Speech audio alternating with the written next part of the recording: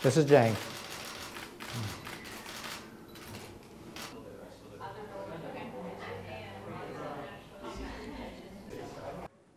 How many of the growing numbers of dead were cannibalized is unknown, but we don't believe Jane was a lone case. Only in the most desperate of circumstances would the English have turned to cannibalism. This, through the red markers, you can see, for instance, where cuts are located.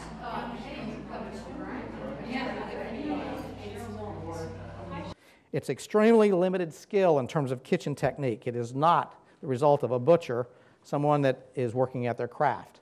Instead, what we see is hesitancy, trial, tentativeness, and it is just an absolute total lack of experience.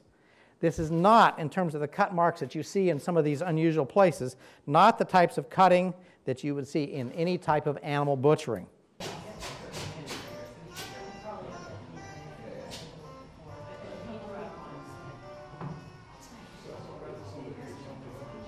The person doing this was clearly interested in, based on what would have been accepted cuisine in the 17th century, in cheek meat, muscles of the face, that area, and tongue, and also in terms of 17th century traditional cuts would also include the brain.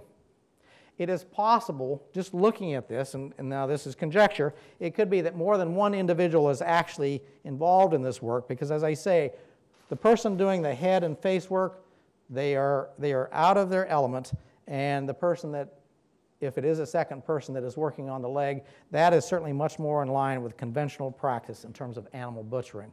And you can see it color mapped so that it turns into a more... I can tell you from my forensic experience we've had on various occasions. There are 5 accounts, or actually 6 accounts in the records that there was cannibalism.